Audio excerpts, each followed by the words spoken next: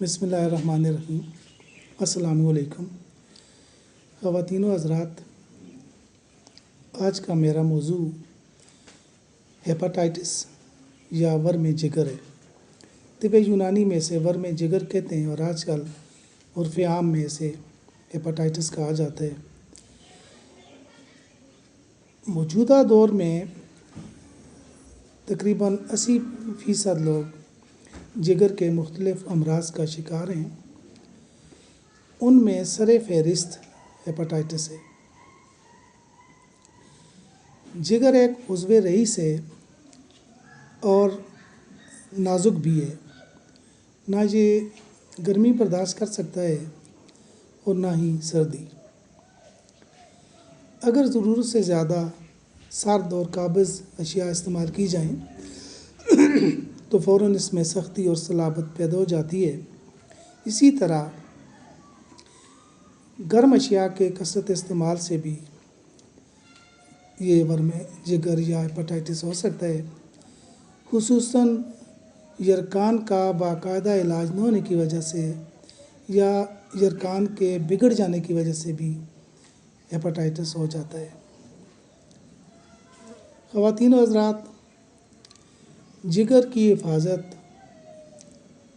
اصل میں جسم کے تمام اعضاء کی حفاظت ہے کہ اسی پر سارے جسم کے اعضاء کا دار و مدار ہے۔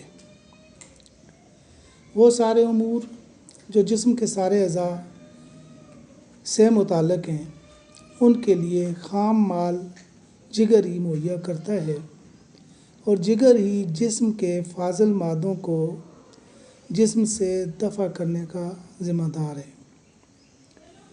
ہیپاٹائٹس سے بچنے کے لیے ہمیشہ ان اسباب کو پیش نظر رکھنا چاہیے جو ہیپاٹائٹس کا باعث بنتے ہیں۔ وہ اسباب جن کی وجہ سے ہیپاٹائٹس ہوتا ہے یا ہو سکتا ہے وہ یہ ہیں: بہت زیادہ کھانا اور میٹھی اور رسیل چیزوں کا کثرت استعمال، اور جگر پر چوٹ لگنے سے بھی ہو سکتا ہے۔ گوشت اور چربیلی اور مسالہ دار چیزوں کا زیادہ استعمال اور نشہ آور اشیاء کا استعمال، فاسٹ فوڈ، آرام طلبی، بعض اوقات بخار کی صورت میں بکثرت پانی پینے سے بھی ہیپاٹائٹس ہو سکتا ہے۔ بخاروں کے بعد تلی میں سوڈا کے بڑھ جانے سے بھی ہیپاٹائٹس ہوتا ہے۔ اسی طرح جسم میں خون کی مقدار کا بڑھ جانا، زیادہ خون پیدا ہونا یا جگر میں زیادہ صفرا کا پیدا ہونا، ان سے بھی جگر میں سختی اور صلابت پیدا ہو جاتی ہے اور ہیپاٹائٹس ہو جاتا ہے۔ گلے سڑے پھلوں کا استعمال، گلی سڑی سبزیوں کا استعمال، متاثرہ شخص کا استعمال کیا ہوا بلیڈ ہو، اس سے تندرست آدمی کو بھی ہو جاتا ہے۔ اسی طرح انجیکشن جو لگائے جاتے ہیں، سرنج، ایک ہی سرنج سے بار بار دوسرے لوگوں کو بھی انجیکشن لگانا، اس سے بھی متاثرہ شخص سے ہو سکتا ہے۔ غرضے کے ورم جگر کے بے شمار اسباب ہیں۔ اچھا، اب ورم جگر کی علامات کیا ہیں؟ جگر کے مقام پر یعنی دائیں طرف پسلیوں کے نیچے سختی محسوس ہوتی ہے، درد بھی محسوس ہوتا ہے اور درد کی ٹیسیں دائیں کندھے تک محسوس ہوتی ہیں۔ ورم جگر کی مختلف صورتیں ہوتی ہیں۔ کبھی سانس لینے میں دقت محسوس ہوتی ہے، چلتے پھرتے سانس پھولنے لگتا ہے، کسی کو بخار بھی ہو جاتا ہے، بعض اوقات شدید قبض ہو جاتی ہے اور مریض کو ہچکیاں آتی ہیں۔ بعض صورتوں میں شدید کھانسی ہونے لگتی ہے، اگر پاؤں پر سوزش کے ورم کے آثار نظر آئیں تو یہ سمجھ لیں کہ جگر خراب ہو چکا ہے۔ ورم جگر